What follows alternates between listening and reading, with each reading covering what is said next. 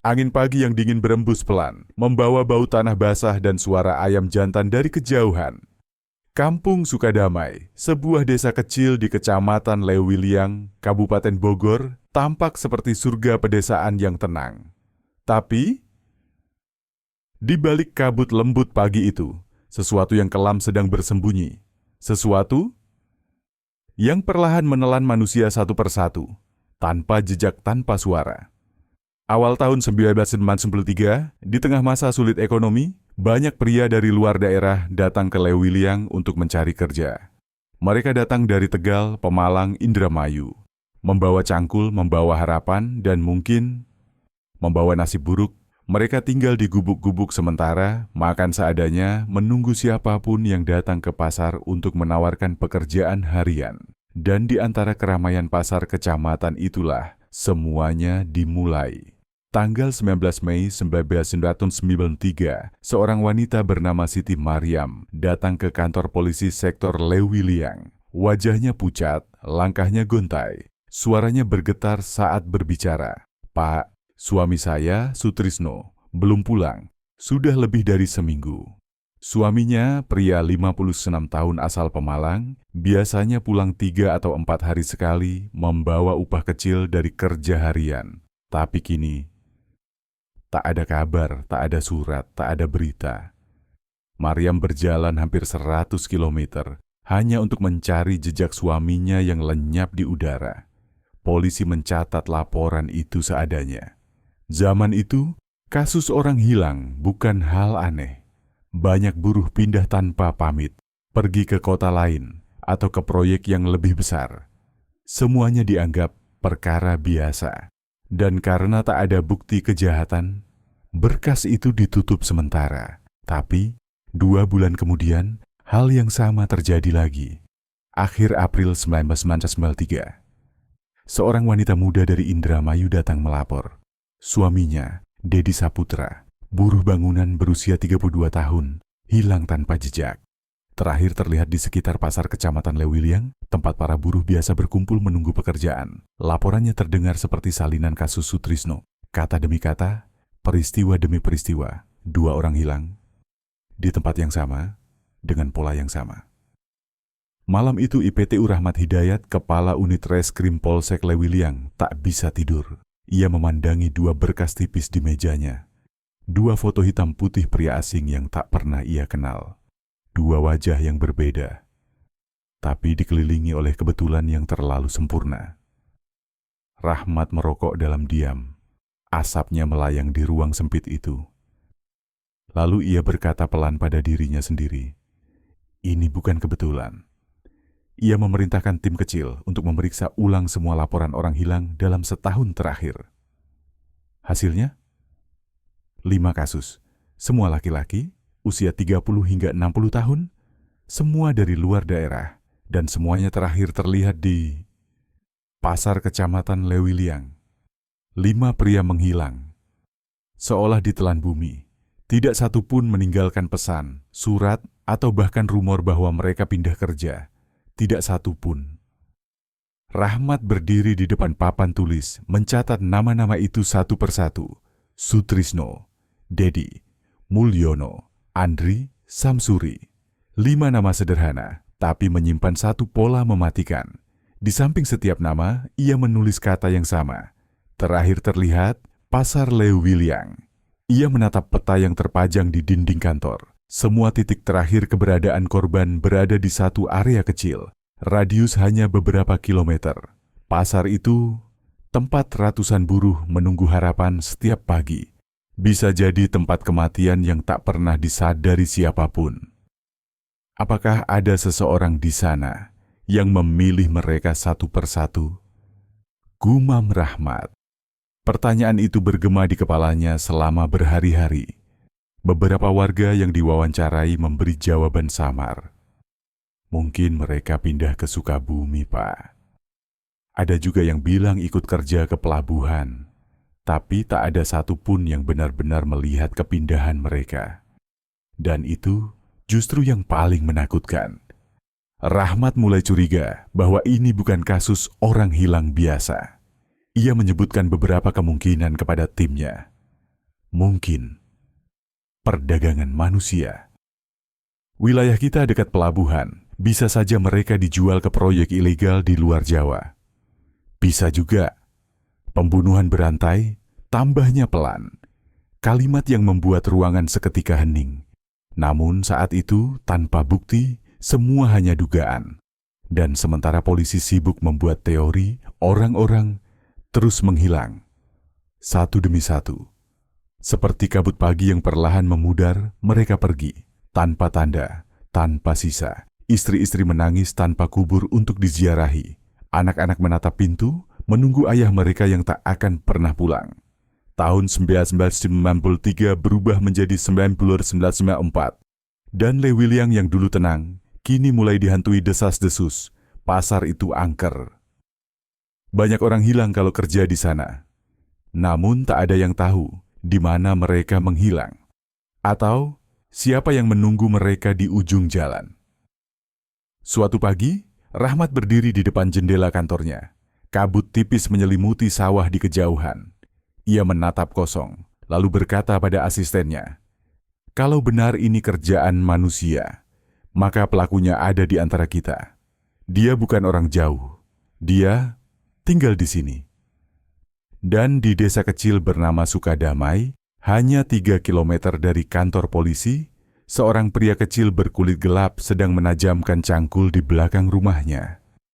Di sekelilingnya, daun-daun pisang bergoyang pelan tertiup angin. Suara ayam, suara serangga, semuanya terdengar biasa. Terlalu biasa. Namun dari sanalah, mimpi buruk yang akan mengguncang Lewiliang baru saja dimulai. Desa Sukadamai tampak seperti potongan kecil dari surga di tengah perbukitan Bogor. Jalan tanah merahnya berliku di antara ladang singkong dan kebun pisang yang lebat. Anak-anak bermain di sungai dangkal. Suara azan maghrib terdengar lembut dari surau di ujung kampung. Segalanya tampak begitu tenang.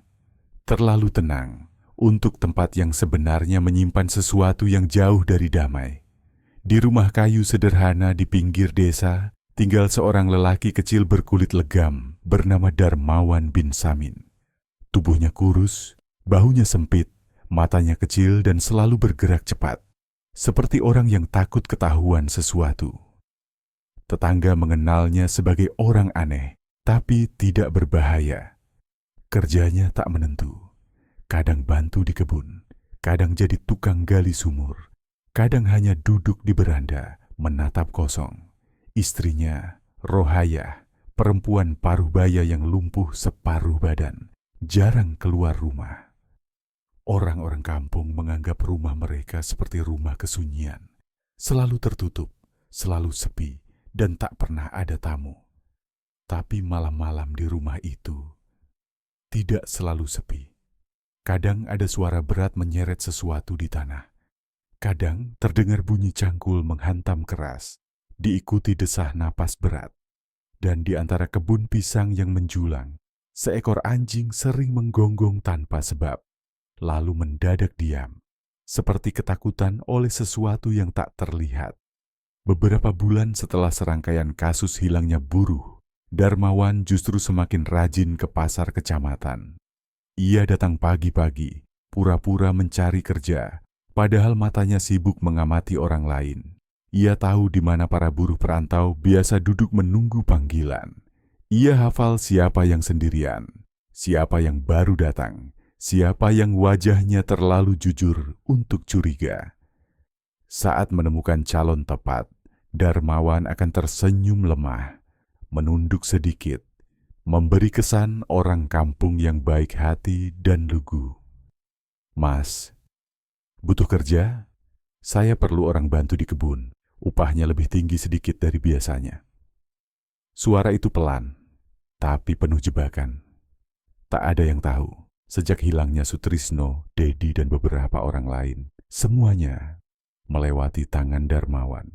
Setelah korban dibawa ke rumah, ia memperlakukan mereka dengan sopan, memberi air minum, menyiapkan nasi, bahkan bercanda kecil. Tapi di balik senyum kaku itu, di dalam pikirannya yang gelap, ia sedang menghitung waktu, menunggu saat yang tepat. Biasanya sore hari, ketika pekerjaan selesai, Darmawan akan berkata, "Sudah sore, istirahat saja dulu di sini. Nanti saya kasih makan malam." Korban yang lelah tentu setuju. Mereka duduk di beranda, meneguk air tuak buatan kampung. Dan di balik pintu, Darmawan memegang gagang cangkulnya erat-erat. Sekali pukul di belakang kepala. Tak ada jeritan, tak ada perlawanan. Hanya satu suara tumpul. Lalu keheningan. Setelah itu, malam pun menelan segalanya. Ia menyeret tubuh korban ke kebun pisang, menggali tanah, menutupnya dengan dedaunan dan tanah basah. Kadang ia menanam pohon pisang baru di atasnya, agar tak ada yang curiga. Istrinya, Rohayah, pernah mencoba melawan. Pada malam pertama, ia menyaksikan suaminya memukul seorang buruh sampai mati. Ia menjerit, berteriak meminta tolong. Tapi tak ada yang mendengar. Rumah mereka jauh dari tetangga, dikelilingi kebun. Darmawan menamparnya, membentaknya, memukulinya sampai perempuan itu hanya bisa menangis tanpa suara. Sejak malam itu, Rohayah tak pernah lagi melawan. Ia hanya menatap kosong ke lantai, seperti bayangan tanpa jiwa. Setiap kali suaminya menyeret mayat keluar rumah, ia menutup telinga, tapi suara cangkul tetap menembus sunyi malam. Seret, duk, seret. Suara itu seperti jam kematian yang berdetak di belakang rumah. Sementara itu, di kantor Polsek Lewiliang, IPTU Rahmat terus mencoba menyusun potongan puzzle yang hilang. Ia memeriksa laporan demi laporan, menyadari bahwa semua korban hilang di wilayah yang tak jauh dari Sukadamai. Namun karena tak ada bukti, ia tak bisa berbuat banyak. Setiap kali ia ke pasar untuk menelusuri, wajah-wajah baru selalu bermunculan. Para pendatang, para pencari kerja, datang dan pergi tanpa jejak. Rahmat mulai frustrasi. Ia tahu ada sesuatu, tapi tak tahu di mana harus mulai mencari. Sementara itu Darmawan menemukan kenikmatan baru. Setelah beberapa kali membunuh, ia tak hanya merasa lega dari kebutuhan uang, tapi juga dari sesuatu yang jauh lebih gelap, rasa berkuasa. Selama hidupnya, ia selalu direndahkan. Badannya kecil, suaranya pelan, tak ada yang menghormati. Tapi ketika melihat seseorang mati di bawah tangannya, ia merasakan sesuatu yang tak pernah ia miliki. Kendali. Ia mulai merasa Tuhan kecil di kebunnya sendiri. Lama-kelamaan, Darmawan semakin tenang setiap kali membunuh. Ia tahu bagaimana menghapus jejak, bagaimana menyingkirkan barang-barang korban. Ia jual pakaian korban ke pasar loak, uangnya dipakai beli arak dan rokok murahan. Dan setiap kali ia lewat di depan pos ronda, para tetangga hanya menyapa biasa. "Pagi, Man." Ia membalas dengan senyum kecil, tanpa ada satupun yang tahu bahwa di bawah tanah kebunnya sudah ada lebih dari 10 tubuh manusia. Suatu malam di bulan Oktober 1993, hujan turun deras membasahi kebun pisang. Darmawan berdiri di bawah rintik air, memandangi gundukan tanah yang baru ia timbun. Wajahnya basah, entah oleh air hujan atau keringat. Ia merasa aneh, bukannya takut, ia justru tenang. Ia menyalakan rokok, menatap langit dan berbisik pelan. Kalau semua orang hilang begini, siapa yang akan tahu? Hari-hari berjalan seperti biasa. Orang-orang desa tetap pergi ke ladang, pasar tetap ramai setiap pagi, dan polisi tetap tak menemukan apapun. Sementara itu, Darmawan terus menambah daftar korban yang bahkan ia sendiri tak lagi ingat namanya. Setiap kali melangkah ke pasar, ia seperti berjalan di atas jalan yang disinari keberuntungan iblis. Tak ada yang mencurigainya. Tak ada yang menoleh dua kali. Ia hanya seorang pria kecil dengan wajah letih. Dan itu cukup untuk membuatnya tak terlihat. Namun suatu hari ia hampir gagal. Seorang buruh muda asal Majalengka sempat berteriak sebelum tewas. Suara itu terdengar oleh seorang penjual arang di kejauhan. Tapi malam sedang hujan deras. dan suara petir menelan semuanya. Keesokan paginya, hanya ada tanah basah di belakang rumah Darmawan, dan bau aneh yang pelan-pelan menyebar. Bau yang oleh tetangga dikira bangkai ayam. Makin banyak korban, makin tinggi kepercayaan dirinya. Ia mulai menganggap pembunuhan sebagai kebiasaan, seperti orang lain pergi ke sawah atau mencangkul tanah. Setiap tubuh yang jatuh memberinya rasa lega, tapi juga candu. Darah menjadi rutinitas, tanah basah menjadi altar, dan kebun pisang menjadi tempat persembunyian yang sempurna. Sampai suatu malam, Rohayah bertanya dengan suara serak, "Man, sampai kapan kau begini?" Darmawan menatapnya lama, lalu tersenyum aneh dan berkata pelan, "Sampai aku tak butuh lagi orang lain untuk hidup." Rohayah menunduk, air matanya menetes ke lantai tanah. Ia tahu, tidak ada akhir bahagia untuk rumah ini. Dan di luar sana, di kantor polisi yang kini penuh berkas tebal tanpa jawaban, Rahmat menatap peta Sukadamai dengan tatapan kosong.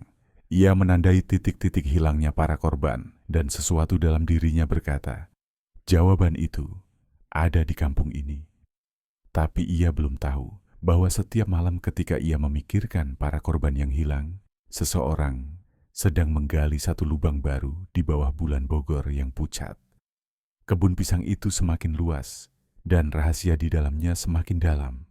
Tak ada yang mendengar jeritan di bawah tanah, karena suara jangkrik menutup semuanya. Dan setiap kali pagi datang, matahari menyinari daun pisang yang hijau. Seolah tak pernah ada darah yang meresap di bawahnya. Malam di Sukadamai selalu datang lebih cepat. Begitu matahari tenggelam di balik perbukitan, udara menjadi lembab dan sunyi menekan. Di kebun pisang belakang rumah Darmawan, kabut tipis menggantung seperti selimut tipis kematian. Daun-daun besar bergoyang pelan, dan di antara batangnya yang tinggi, bau busuk mulai muncul, samar tapi nyata. Bagi Darmawan, bau itu bukan lagi gangguan. Itu tanda bahwa kerjaannya berhasil. Setiap kali aroma itu muncul, ia tahu tanah di kebun pisangnya telah menelan satu nyawa lagi. Dari luar, rumah itu tampak biasa. Dinding papan, atap seng, lampu redup di ruang depan. Tapi di dalamnya, kehidupan berjalan dengan cara yang tak bisa diterima oleh akal sehat manusia. Istrinya, Rohayah, duduk di kursi roda kayu tua. Tubuhnya kaku setengah lumpuh, matanya kosong. Seperti kaca buram, ia sudah berhenti menghitung berapa banyak orang yang datang dan tak pernah keluar lagi. Setiap kali suaminya keluar membawa cangkul, ia hanya menutup mata dan berdoa agar malam cepat berlalu. Darmawan semakin terbiasa dengan darah. Tangan yang dulu gemetar saat membunuh kini stabil bahkan tenang. Ia tahu persis kapan harus menyerang. Saat korban lelah, saat kepala menunduk, saat suara jangkrik menelan semua bunyi. Setelah korban jatuh, ia akan menatap tubuh itu lama-lama. Ada semacam rasa puas, rasa berkuasa yang aneh, seolah ia baru saja menaklukkan sesuatu yang selama ini menindasnya. Ia tak lagi membunuh karena uang, bukan lagi karena lapar, melainkan karena rasa ingin menguasai. Bagi Darmawan, setiap korban adalah pengingat bahwa dunia pernah meremehkannya. Orang-orang yang lebih tinggi, lebih kuat, lebih muda, semuanya sekarang terbaring di bawah kakinya. Ia mulai bicara sendiri di malam hari, menatap tanah basah sambil berbisik, "Sekarang kalian diam, sekarang aku yang berkuasa." Suatu malam, Rohayah terbangun karena mendengar suara keras dari halaman. Ia beringsut mendekati jendela dan melihat suaminya menggali tanah sambil tertawa kecil. Di sebelahnya ada benda terbungkus karung goni dan darah menetes ke tanah, bercampur dengan lumpur. Ia menutup mulutnya agar tak berteriak. Di dalam dadanya, ketakutan dan pasrah bercampur menjadi satu. Ia tahu, jika ia bersuara sedikit saja, maka gundukan tanah berikutnya mungkin akan jadi tempatnya sendiri. Malam berganti malam, Darmawan semakin tak terkendali. Ia mulai mengkoleksi barang-barang korban, jam tangan, sabuk kulit, bahkan sendal. Semuanya disimpan di lemari kecil dekat dapur, seperti trofi sunyi dari perburuan panjang. Setiap kali membuka lemari itu, ia akan tersenyum puas dan mengusap barang-barang itu satu persatu. Ini buktinya, mereka semua milikku, katanya lirih. Dalam pikirannya yang makin kacau, muncul ide-ide aneh yang tak bisa dijelaskan dengan logika. Suatu malam, ia memotong sepotong daging dari korban yang baru mati. Bagian paha masih segar, masih hangat. Ia memasaknya diam-diam di dapur dengan garam dan minyak goreng seadanya. Rohayah menatap dari jauh, tubuhnya gemetar. "Untuk apa kau lakukan itu?" bisiknya. Darmawan menatapnya datar, supaya kuat. Kemudian ia makan dalam diam, perlahan, tenang, tanpa rasa bersalah. Sejak malam itu ritual gila itu berulang. Tak setiap korban, tapi cukup sering untuk menjadi kebiasaan. Ia merasa semakin kuat, semakin tenang setelah melakukannya. Dan yang lebih mengerikan, ia mulai percaya bahwa darah para korban membuat kebun pisangnya subur. Ketika pohon pisang tumbuh lebih cepat, ia tertawa pelan, berkata kepada istrinya, "Lihat, tanah ini suka darah. Itu sebabnya buahnya besar-besar." Rohayah menangis. Ia ingin lari, tapi kakinya tak bisa digerakkan. Ia terjebak di rumah itu bersama iblis yang memanggil dirinya suami. Sementara itu, polisi Lewiliang masih bekerja di arah yang salah. Mereka menelusuri jalur perdagangan manusia, memeriksa proyek ilegal di pelabuhan, tapi tak satu pun mengarah ke Sukadamai. Tak ada yang menduga bahwa pembunuh itu tinggal hanya beberapa kilometer dari kantor polisi. Rahmat mulai lelah. Ia merasa seperti mengejar bayangan. Setiap kali satu orang hilang, satu laporan baru datang, dan semuanya berhenti di titik yang sama, pasar kecamatan. Di pasar itu, setiap pagi, Darmawan datang lagi. Ia duduk di warung kopi, berpura-pura menunggu kerja. Kadang ia bantu dorong gerobak. Kadang ia hanya diam sambil memperhatikan wajah orang-orang baru. Mereka datang dengan pakaian lusuh, mata penuh harapan. Dan di antara mereka, Darmawan mencari yang paling mudah dipercaya. "Mas, mau kerja harian?" katanya pelan. "Cuma tebang pohon pisang, bayarannya 2 kali lipat upah biasa." Hampir tak ada yang menolak. Dan setiap kali seseorang mengangguk, itu artinya satu nyawa lagi akan hilang malam itu. Jumlah korban bertambah cepat. Tiap bulan ada saja yang hilang. Tapi desa tetap diam, karena sebagian besar korban bukan orang lokal. Tak ada keluarga yang mencari, tak ada nama yang dikenal. Hanya daftar panjang orang tak dikenal di kepala Darmawan. Ia bahkan mulai bingung menghitung berapa banyak. 20, 30, gumamnya. Ia tak peduli, yang penting tanah di kebunnya tetap lembut, mudah digali.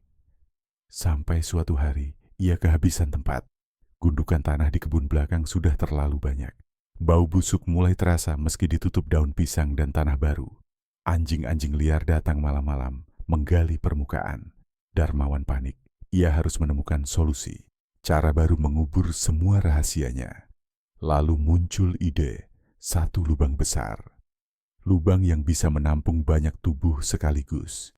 Ia menggambarnya di tanah dengan ranting kecil, mengukur panjang dan kedalaman seperti orang yang sedang merencanakan proyek. Ia tahu, menggali sendiri butuh waktu lama. Jadi ia berpikir untuk meminta bantuan, sekali saja, lalu membunuh lagi setelahnya. Tapi kali ini, langkahnya salah. Karena untuk pertama kalinya ia memilih orang dari desa sebelah, bukan perantau. Pemuda itu bernama Nandar, 20-an tahun, lugu, baik hati, dan dikenal di kampung sebagai anak rajin yang sedang mencari kerja tambahan.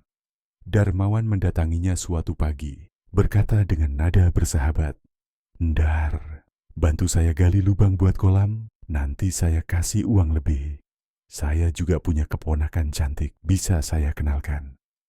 Nandar tertawa, tak curiga sedikit pun. Ia datang ke rumah Darmawan keesokan harinya dengan cangkul di pundak. Pagi itu udara lembab. Darmawan menunjuk tanah di belakang rumah, di antara dua pohon pisang besar. "Gali di sini. Nanti saya bantu," katanya. Mereka bekerja dalam diam selama 1 jam. Keringat menetes, tanah naik ke permukaan, dan lubang itu makin dalam. Makin dekat pada rahasia di bawahnya. Tiba-tiba, cangkul Nandar membentur sesuatu keras. "Pak, ini kena batu besar ya?" katanya. Ia menunduk, menyapu tanah, dan melihat tulang putih panjang, tulang betis manusia. Wajah Nandar pucat. "Pak, ini tulang apa?" Darmawan membeku. Lalu dengan cepat berkata, "Ah, itu kambing tua. Dulu sini bekas kandang hewan." Suara dan wajahnya tetap tenang, tapi matanya gemetar. Nandar menatap curiga, tapi akhirnya menuruti. Darmawan buru-buru membayar lebih dan menyuruhnya pulang. Ia tahu tak bisa membunuh anak itu sekarang, karena semua orang tahu Nandar bekerja di rumahnya hari itu. Begitu Nandar pergi, Darmawan berdiri lama di tepi lubang itu, menatap tulang yang setengah terlihat di bawah tanah. Ia sadar, waktunya sudah tak banyak. Orang-orang mulai tahu, tapi dalam dirinya yang rusak, ada suara lain yang berbisik. Sekali lagi saja, satu orang lagi, lalu berhenti. Dan malam itu ia kembali ke pasar kecamatan, menunggu, mencari wajah baru, korban berikutnya, yang akan membuka jalan menuju akhir kisah berdarah di kebun pisang Sukadamai. Pagi di Sukadamai terasa ganjil. Langit masih kelabu, tapi udara seperti menahan sesuatu. Hening yang berat, menunggu pecah. Sejak hari Nandar menemukan tulang di lubang itu, Darmawan tak lagi tidur tenang. Setiap malam, ia terbangun oleh suara-suara yang hanya ada di kepalanya. Suara tanah digali dari dalam. Suara langkah pelan melewati halaman, dan bisikan samar yang memanggil namanya. "Man, Man." Ia bangun, menatap kebun pisang dari jendela, dan setiap kali melihat gundukan tanah yang lama, ia merasa seperti melihat mata. Mata yang diam tapi menuduh. Beberapa hari berlalu, desas-desus tentang bau busuk di belakang rumahnya mulai beredar. Tetangga yang melintas mengerutkan kening, menyebut mungkin bangkai kambing atau limbah dari sungai kecil. Tapi tak ada yang berani memastikan. Mereka mengenal Darmawan sebagai orang pendiam, dan orang pendiam di kampung seperti itu sering dianggap tak punya urusan dengan siapapun. Darmawan tahu dirinya mulai diperhatikan. Ia mulai lebih jarang keluar rumah, lebih hati-hati saat ke pasar. Namun rasa candu membunuh yang sudah mengakar di otaknya tak bisa dihapus. Ia berusaha berhenti, tapi setiap kali melihat buruh lelah duduk di tepi jalan, ada sesuatu di dalam dirinya yang bergetar.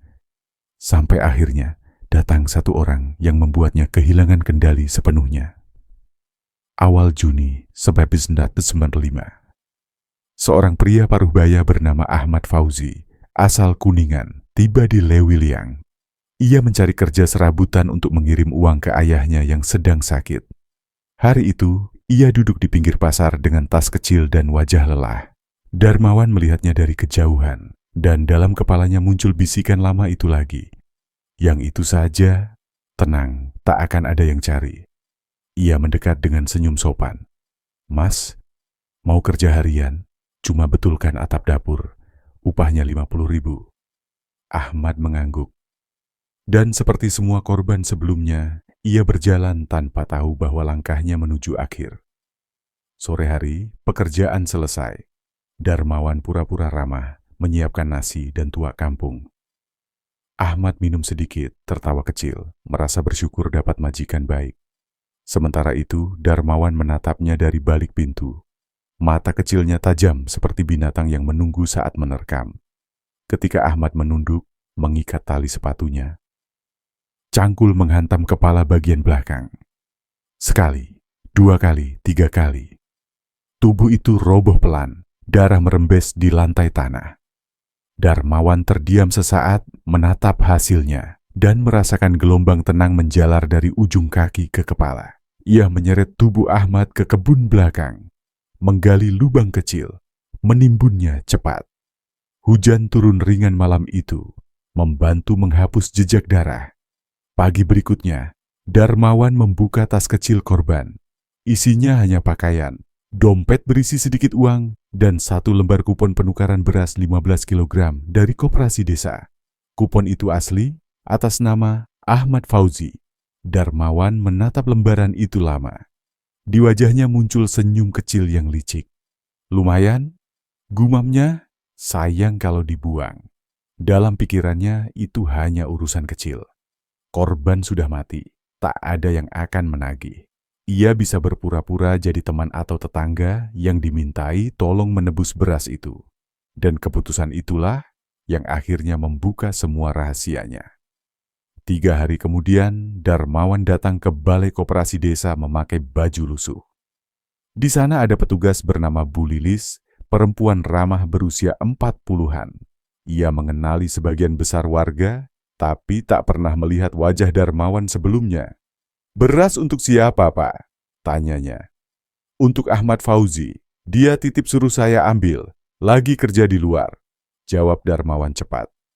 Bu Lilis sempat ragu, tapi nama itu memang terdaftar di daftar penerima, dan kuponnya sah.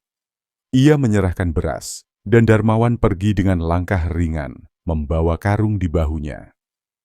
Ia tak tahu bahwa di detik itu, ia baru saja menandatangani surat kehancurannya sendiri. 2 minggu berlalu.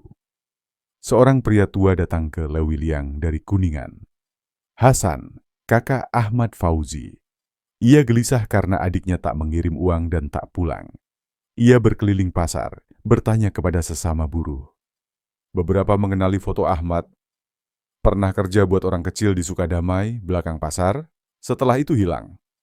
Hasan menelusuri informasi itu lalu mampir ke koperasi karena adiknya sempat menyebut akan menukar beras. Ketika ia menyebut nama Ahmad Fauzi, Bu Lilis langsung terdiam. "Berasnya sudah diambil, Pak, 2 minggu lalu." Hasan terkejut. "Oleh siapa?" "Laki-laki kecil, hitam, kurus, matanya sipit," katanya teman adik bapak. Darah Hasan seolah berhenti mengalir. Ia tahu adiknya tak pernah menitipkan siapapun, dan deskripsi itu meninggalkan bayangan mengerikan di pikirannya. Sejak hari itu Hasan tak pulang. Ia menetap di pasar, bertanya ke semua orang, dari tukang ojek sampai penjual sayur. Selama 4 hari, hasilnya nihil. Sampai akhirnya, seorang tukang ojek tua berkata, "Saya pernah nganter orang kayak gitu ke kampung Sukadamai. Rumahnya di ujung, belakang kebun pisang." Petunjuk pertama itu seperti bara kecil yang menyalakan api besar. Hasan segera menemui Bu Lilis lagi, memintanya ikut, karena hanya Bu Lilis yang bisa mengenali wajah orang itu. Awalnya Bu Lilis takut, tapi rasa penasaran dan rasa bersalah mendorongnya berkata pelan, "Baik, saya ikut. Tapi kalau benar orangnya, kita lapor polisi." Sore itu mereka berangkat, ditemani seorang pemuda lokal. Mereka menyusuri jalan becek menuju Sukadamai, melewati deretan rumah bambu dan ladang singkong. Hingga akhirnya, mereka tiba di sebuah rumah kecil dikelilingi kebun pisang lebat. Darmawan sedang memberi makan ayam di halaman. Ia tak menyadari 3 pasang mata sedang memperhatikannya dari kejauhan. Tubuh kecil, kulit gelap, dan tatapan mata sipit itu membuat Bu Lilis langsung berbisik, "Ya Tuhan, itu orangnya." Hasan menggenggam tangannya kuat-kuat. Darahnya mendidih. Ia keluar dari semak berteriak, "Ahmad Fauzi mana? Kamu bawa kemana adik saya?" Darmawan terkejut, wajahnya pucat. Ia berusaha mengelak, tapi saat melihat Bu Lilis berdiri di belakang, ia tahu semuanya telah berakhir. Ia mencoba lari ke arah kebun pisang, tapi Hasan dan 2 orang pemuda menangkapnya, mengikat tangannya dengan tali. Yang ironis, orang yang menangkap Darmawan bukan polisi, melainkan keluarga buruh miskin yang tak rela kehilangan harapan terakhir mereka. Malam itu juga, mereka menyeret Darmawan ke Polsek Lewiliang. IPTU Rahmat yang sedang memeriksa laporan baru menatap heran ketika melihat pria kecil itu datang dalam keadaan terikat. "Ini siapa?" tanyanya. Hasan menjelaskan dengan suara gemetar. "Dia yang ambil beras atas nama adik saya, yang hilang setelah kerja di rumahnya." Rahmat mendengar dengan saksama, mencatat setiap detail. Ia tahu cerita itu masuk akal. Dan yang paling penting, ada alamat. Sesuatu yang tak pernah ia miliki dalam kasus-kasus sebelumnya. Ia segera memerintahkan 2 tim. Satu untuk memeriksa saksi dan koperasi, satu lagi ikut Darmawan ke rumahnya untuk penggeledahan. Rumah itu gelap dan lembab. Bau anyir langsung menyambut begitu pintu dibuka. Rohayah duduk di kursi roda, menangis pelan. Polisi menyebar dengan senter di tangan. Di pojok halaman ada tumpukan jerami besar. Seorang polisi menyingkirkan sedikit dan semua orang menahan napas. Sepotong kaki manusia muncul dari bawah tumpukan. Jerit kecil terdengar. Rahmat menatap Darmawan. Wajahnya datar, matanya kosong. Ia tak menjawab apapun. "Gali semua tanah di belakang rumah ini," perintah Rahmat pendek. Malam itu, di bawah cahaya lampu darurat, cangkul-cangkul polisi bekerja tanpa henti. Tanah pertama dibuka, 1 tubuh. Lubang kedua, 2 tulang berimpitan. Lubang ketiga, tengkorak tanpa rahang. Bau busuk menyengat menusuk hidung, tapi tak ada yang berhenti. Satu persatu, rahasia Sukadamai terangkat ke permukaan. Menjelang tengah malam, Rahmat berdiri di tepi kebun pisang. Matanya berat, wajahnya pucat oleh kelelahan dan jijik. Ia memandangi deretan karung putih berisi bagian tubuh manusia. Dan berkata lirih, "Berapa banyak yang kau kubur di sini, Man?" Darmawan hanya menunduk. Mulutnya bergerak pelan, tapi kata-katanya hampir tak terdengar. "Banyak," katanya. "Mereka semua datang sendiri. Dan semua ini, semua darah, semua kuburan, semua mayat yang hilang, terungkap hanya karena satu hal kecil, keserakahan. Keserakahan untuk 15 kilogram beras." Malam 15 Juni 1995, di halaman belakang rumah kecil di Sukadamai, lampu-lampu Petromax berkelap-kelip menyinari tanah becek yang baru digali. Puluhan warga berdiri di luar pagar bambu, menatap dengan wajah pucat dan tak percaya. Di hadapan mereka, polisi mengenakan sarung tangan karet, mengangkat kantong demi kantong berisi tulang dan potongan tubuh. Bau anyir bercampur dengan bau pisang busuk. Menyengat, menempel di udara. Tak ada suara, hanya suara cangkul dan dengusan napas berat para petugas. Di ruang pemeriksaan Polsek Lewiliang, Darmawan bin Samin duduk diam di kursi besi. Tangannya terikat, kepalanya menunduk, wajahnya datar, tanpa ekspresi, tanpa penyesalan. IPTU Rahmat Hidayat duduk di depannya, meletakkan secangkir kopi yang sudah dingin di meja. Ia sudah mendengar pengakuan yang lebih mengerikan dari yang ia bayangkan. Tapi sebagian besar malam itu, ia hanya diam, mencoba memahami bagaimana seorang manusia biasa bisa berubah jadi mesin pembunuh tanpa hati. "Berapa orang yang sudah kamu bunuh, Man?" Rahmat bertanya pelan. Darmawan menatap kosong ke lantai, menarik napas dalam-dalam. "Entahlah, Pak. 30, 40, mungkin 50. Suara itu datar. Tidak ada getar. Tidak ada rasa bersalah. Seolah ia sedang menghitung pohon pisang, bukan nyawa manusia. Rahmat mengepalkan tangannya di bawah meja. Ia menahan amarah. "Kenapa kamu bunuh mereka?" Darmawan menatap lurus. Matanya kecil, dingin, tapi jujur. "Karena mereka mudah dibunuh, Pak." Jawaban itu membuat ruangan seolah membeku. Ia melanjutkan perlahan dengan suara rendah. "Mereka datang sendiri, cari kerja, tak punya keluarga di sini. Tak ada yang peduli kalau hilang." Setiap kata itu keluar seperti pisau tumpul, dingin dan menyakitkan. Rohayah Istrinya juga diperiksa. Perempuan itu duduk di kursi roda, menangis tanpa henti. Ia bercerita dengan suara parau, nyaris berbisik, bahwa sejak awal 1993 ia sudah menyaksikan semua itu. Bahwa ia pernah mencoba kabur, tapi tubuhnya tak bisa bergerak. Bahwa setiap malam, suaminya menyeret tubuh-tubuh manusia ke kebun belakang. Dan bahwa ia hanya bisa diam. Ketika ditanya kenapa tidak melapor, Rohayah menjawab dengan air mata, "Saya bukan manusia lagi waktu itu, Pak. Saya cuman bayangan yang disuruh diam." Esok paginya penggalian dilanjutkan dengan bantuan tim dari Polres Bogor. Garis polisi dipasang dan media mulai berdatangan dari Jakarta. Kamera, wartawan, mikrofon, semuanya berdesakan. Kampung kecil yang dulu tenang itu mendadak menjadi pusat berita nasional. Dari pagi sampai sore, polisi terus menggali tanah di kebun pisang Darmawan. Setiap lubang baru yang dibuka selalu berisi sisa tubuh manusia. Ada yang terkubur utuh, ada yang hanya tersisa tulang, ada pula yang hanya tinggal pakaian, baju kerja, ikat pinggang, jam tangan, dompet kosong. Beberapa mayat masih dapat diidentifikasi lewat gigi, beberapa lewat pakaian yang dikenali keluarga korban. Tapi sebagian besar tak lagi punya nama. Sore itu, Rahmat berdiri di pinggir kebun yang kini penuh bekas galian. Ia memandangi pohon-pohon pisang yang masih berdiri tegak, daunnya bergoyang ditiup angin sore. Di balik semua itu, tanah yang dulu subur kini menjadi ladang kematian. Ia bergumam pelan, "Setiap kali orang menghilang, kami mencari keluar kota. Padahal jawabannya ada di sini, di bawah tanah ini." Di kantor polisi, Darmawan mulai berbicara lebih banyak. Setelah berhari-hari interogasi, ia mengaku semua dengan tenang.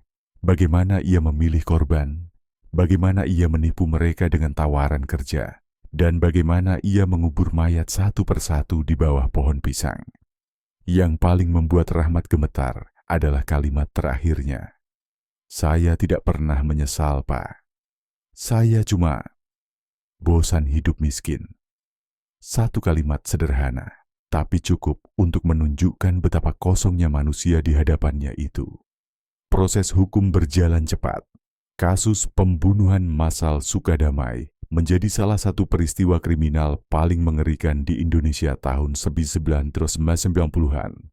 Puluhan saksi diperiksa dan hasil forensik menemukan lebih dari 40 kerangka manusia, mayoritas laki-laki usia produktif, buruh perantau, semuanya terbunuh dengan cara yang sama. Pukulan benda tumpul di belakang kepala. Di persidangan, Darmawan tetap tenang. Wajahnya tidak menunjukkan penyesalan. Setiap kali jaksa membacakan nama-nama korban, ia hanya menunduk dan memainkan jarinya. Ketika hakim bertanya apakah ia sadar bahwa perbuatannya jahat, ia menjawab dengan kalimat yang takkan pernah dilupakan siapapun di ruang itu. "Saya hanya menyingkirkan orang-orang yang tak dibutuhkan dunia." Suara gemuruh memenuhi ruang sidang. Beberapa keluarga korban menjerit. Rahmat yang duduk di bangku belakang menutup matanya. Bukan karena takut, tapi karena terlalu lelah melihat kebencian tanpa batas. Akhirnya pengadilan memutuskan hukuman mati bagi Darmawan bin Samin. Ia hanya menatap kosong ke arah hakim, lalu tersenyum tipis. Senyum yang tak jelas artinya.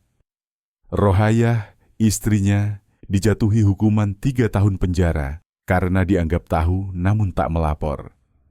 Ia keluar dari ruang sidang sambil menangis, berulang kali berbisik, "Semoga Allah ampuni saya, semoga..." Beberapa bulan kemudian, kebun pisang di belakang rumah Darmawan digusur. Warga setempat meminta tanah itu dijadikan lapangan kecil dan taman doa. Tapi sampai hari ini, tak ada satupun yang berani menanam pohon pisang lagi di sana. Mereka bilang, tanahnya tidak mau tumbuh. Setiap kali ada yang mencoba menanam, tanamannya selalu layu, seolah tanah itu menolak kehidupan baru.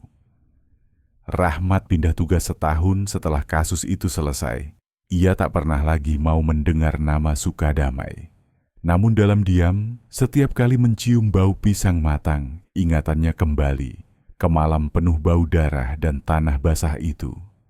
Kadang ia bermimpi, berjalan di antara kebun pisang, dengan tanah yang lembut di bawah kaki, dan suara yang memanggil dari bawah, pelan, tapi jelas, "Pak, tolong kami." Ia selalu terbangun dengan keringat dingin, menatap langit-langit kamarnya, menyadari bahwa beberapa mimpi tidak akan pernah benar-benar berakhir. Kasus Darmawan menimbulkan trauma panjang di masyarakat. Media menulisnya sebagai pembunuh dari kebun pisang. Psikolog forensik menyebutnya sebagai contoh langka dari pembunuhan impulsif yang berkembang menjadi ritual. Banyak yang mencoba mencari motif spiritual, tapi hasil akhirnya selalu sama. Tidak ada mistik, tidak ada setan di luar sana. Hanya manusia yang kehilangan nuraninya sedikit demi sedikit. Dan di antara semua itu, satu ironi tetap tertinggal, bahwa kejahatan sebesar ini akhirnya terbongkar, bukan karena penyelidikan ilmiah, bukan karena operasi besar-besaran, melainkan karena satu hal kecil, rakus 15 kilogram beras. Kini, bertahun-tahun berlalu, desa Sukadamai telah berubah. Anak-anak kembali bermain di jalan tanah, pasar kecamatan ramai setiap pagi. Namun bagi mereka yang tahu cerita ini, setiap kali melewati jalan menuju bekas rumah Darmawan, mereka berjalan lebih cepat, menundukkan kepala, dan berbisik dalam hati, semoga tidak ada lagi manusia yang belajar membunuh dari rasa lapar dan kesepian.